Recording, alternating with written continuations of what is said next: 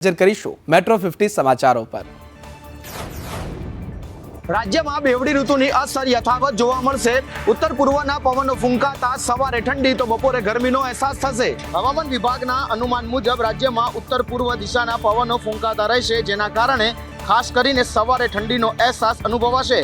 આગામી દિવસોમાં પવનની ગતિ 15 થી 20 કિલોમીટર પ્રતિ કલાકની ઝડપે રહેવાની સંભાવના પણ વ્યક્ત કરવામાં આવી છે। आने वाले 7 दिनों के लिए मिनिमम टेम्परेचर 9 सेंटीग्रेड में रहेगा। और मिनिमम टेम्परेचर रियलाइज की बात करेंगे तो अहमदाबाद और गांधीनगर में जो पिछले 24 घंटे में मिनिमम टेम्परेचर रियलाइज हुआ है वो अहमदाबाद का 18.6 और गांधीनगर का 17.8 degree Celsius minimum temperature realise हुआ है। अहमदाबाद और गांधीनगर के लिए मिनिमम टेम्परेचर फोरकास्ट की बात करेंगे तो अहमदाबाद के लिए 19 और गांधीनगर के लिए 18 डिग्री सेल्सियस मिनिमम टेम्परेचर रहने का पूर्वानुमान है। રાત્રિના સમયે લઘુત્તમ તાપમાનમાં 2 થી 3 ડિગ્રીની વધઘટ નોંધાઈ શકે છે, જ્યારે બપોરે મહત્તમ તાપમાન 30 ડિગ્રી સુધી પણ પહોંચી શકે છે। સુરત શહેરમાં વધુ એક ટાંકી જર્જરિત હાલતમાં જે ગમે ત્યારે દુર્ઘટના સર્જી શકે છે, તેમ છતાં તંત્ર ઘોર નિંદ્રામાં દેખાઈ રહ્યું છે। નવી સિવિલ હોસ્પિટલના પાછળના ભાગે ક્વાર્ટર્સ તરફ આવેલી જૂની પાણીની ટાંકી હાલમાં ગંભીર રીતે જર્જરિત બની ચૂકી છે। હાલ આ ટાંકી ઉપયોગમાં નથી અને બંધ હાલતમાં છે, છતાં તેની હાલત એટલી નબળી થઈ ગઈ છે કે ગમે ત્યારે તૂટી પડી મોટી દુર્ઘટના સર્જી શકે તેવી સ્થિતિ ઊભી થઈ છે। સ્થાનિકો અને હોસ્પિટલ સ્ટાફ દ્વારા વારંવાર ધ્યાન દોરાવવા છતાં આ ટાંકી અંગે કોઈ નક્કર કાર્યવાહી થતી નથી। ચિંતાજનક બાબત એ છે કે જો આ પાણીની ટાંકી તૂટી પડે તો પાછળ આવેલા વ્યસ્ત મેન રોડ પર સીધી પડી શકે છે, જ્યાં સતત વાહન વ્યવહાર અને લોકોની અવર જવર રહે છે। આવી સ્થિતિમાં જાનમાલના નુકસાનની પૂરેપૂરી શક્યતા છે। આ વિસ્તાર સિવિલ હોસ્પિટલ જેવી મહત્વપૂર્ણ આરોગ્ય સંસ્થાની આસપાસ આવેલો હોવાથી દર્દીઓ અને તેમના સગાઓ, તબીબ સ્ટાફ તેમજ સામાન્ય નાગરિકોની સુરક્ષા પર સીધો પ્રશ્ન ઊભો થાય છે। હવે પ્રશ્ન ઊભો થાય છે કે પ્રશાસન ક્યારે જાગશે અને આ ટાંકીને દૂર કરવામાં આવશે। લોકો માંગ કરી રહ્યા છે કે જલ્દીથી આ ટાંકી દૂર કરવામાં આવે, જેથી કરીને કોઈ દુર્ઘટના ટાળી શકે। સુરતમાં ટાંકી ધરાશાયી થવા મામલે અધિકારીઓની ધરપકડ થવા અંગે વિરોધ નોંધાવવામાં આવ્યો છે। સરકાર બેવડી નીતિ અપનાવતી હોવાનો આક્ષેપ કરવામાં આવ્યો છે। સુરતના તડકેશ્વરમાં ટાંકી ધરાશાયી થવાની ઘટનામાં અધિકારીઓની ધરપકડ થતા મામલો ગરમાયો છે। ગુજરાત પાણી પુરવઠા બોર્ડના કર્મચારીઓએ સરકારની આ કાર્યવાહીને બેવડી નીતિ ગણાવી વિરોધ નોંધાવ્યો છે।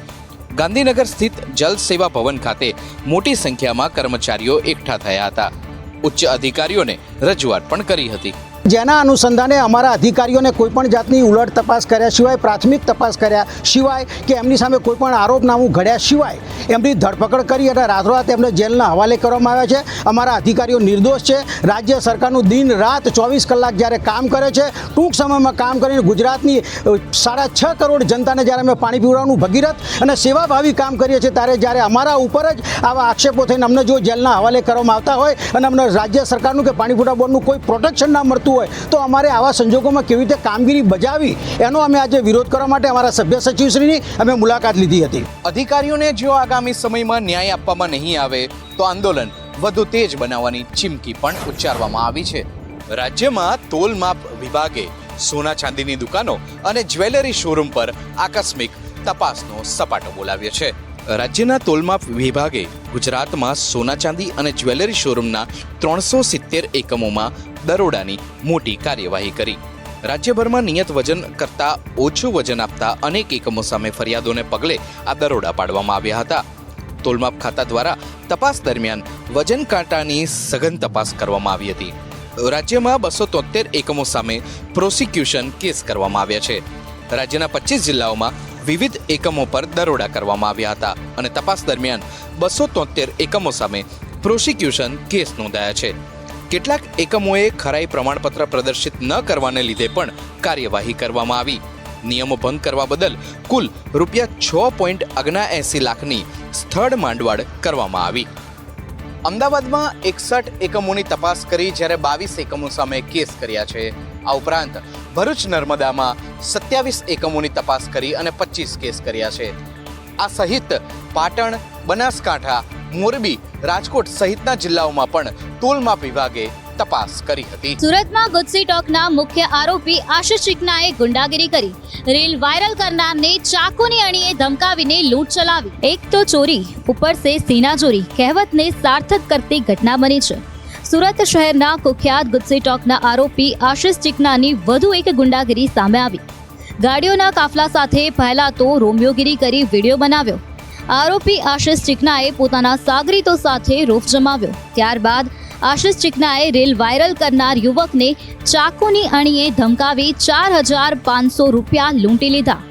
માથાભારે આશિષ ચિકનાએ અગાઉ કારના કાફલા સાથે ભાઈગીરીની રીલ બનાવી હતી અને પોલીસને ખુલ્લો પડકાર ફેંક્યો હતો, જેના પગલે ખળભળાટ મચી ગયો હતો. આ ઘટનાના ભોગ બનનાર યુવકે સારોલી પોલીસ મથકમાં જઈને ફરિયાદ નોંધાવી છે. આ મામલે પોલીસે વધુ તપાસ શરૂ કરી છે. લુખ્ખા તત્વોમાં જાણે પોલીસ અને કાયદાનો ડર જ ન રહ્યો હોય તેવું લાગી રહ્યું છે. ત્યારે આવા તત્વો સામે પોલીસ દાખલારૂપ કાર્યવાહી કરે, જેથી જનતામાં ખાખી પરનો વિશ્વાસ ફરીથી કેળવી શકાય. અમદાવાદના દરિયાપુરની અંદર માનવતા અને ભાઈચારાની એક એવી સરવાણી વહી છે કે જેને આખા દેશને એકતાનો સંદેશો આપ્યો. અમદાવાદમાં છેલ્લા કેટલાક સમયથી પાઇપલાઇનનું કામકાજ ચાલી રહ્યું હોવાના કારણે અનેક વિસ્તારોમાં પાણીની કટોકટી સર્જાઈ છે. આ કામગીરીને પગલે એએમસી દ્વારા પાણી પુરવઠો કાપી નાખવામાં આવતા સ્થાનિક રહીશો ટીપે ટીપા પાણી માટે વલખા મારી રહ્યા હતા. ત્યારે કાળઝાળ તરસ વચ્ચે ધર્મની દિવાલો ઓગળી ગઈ અને દરિયાપુરની કુટી મસ્જિદ લોકોની વહાર આવી છે. જ્યારે આખા વિસ્તારમાં પાણી માટે હાહાકાર મચ્યો હતો, ત્યારે કુટી મસ્જિદ દ્વારા માનવતાનું ઉત્તમ ઉદાહરણ પૂરું પાડવામાં આવ્યું. મસ્જિદના સંચાલકોએ કોઈ પણ ભેદભાવ રાખ્યા વગર મસ્જિદના દ્વાર તમામ માટે ખોલી દીધા હતા. હિન્દુ સમાજના લોકોએ મસ્જિદમાં જઈ ખૂબ જ આત્મીયતા સાથે પાણી ભર્યું હતું. પાઇપલાઇનના કામને કારણે સર્જાયેલી આ મુશ્કેલી આજે હિન્દુ મુસ્લિમ એકતાનું નિમિત્ત બની ગઈ. દરિયાપુરના હૃદયસ્પર્શી દ્રશ્યો જ બતાવે છે કે જ્યારે માનવતાની વાત આવે ત્યારે મઝહબથી ઉપર ઉઠીને મદદનો હાથ લંબાવવો એ જ સાચો ધર્મ છે. આ તરફ સમાચારો પર નજર કરીએ તો ભાવનગરમાં જેલમાં જયરાજ આહિરને સ્પેશિયલ સુવિધા અપાતી હોવાનો આક્ષેપ કરવામાં આવ્યો છે.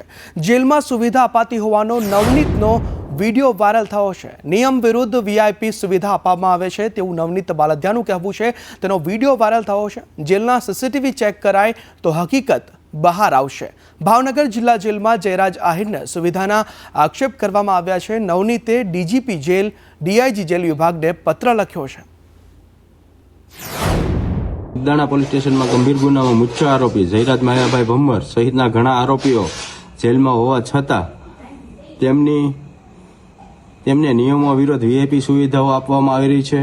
જેલમાં સામાન્ય કેદીઓને જે સુવિધા મળતી નથી તે આરોપીઓને ખુલ્લેઆમ આપવામાં આવે છે. બહારથી ખોરાક પહોંચાડવામાં ખાસ વ્યવસ્થા કરી અને નિયમોનું ઉલ્લંઘન થવું આ બધું ગંભીર બાબત છે.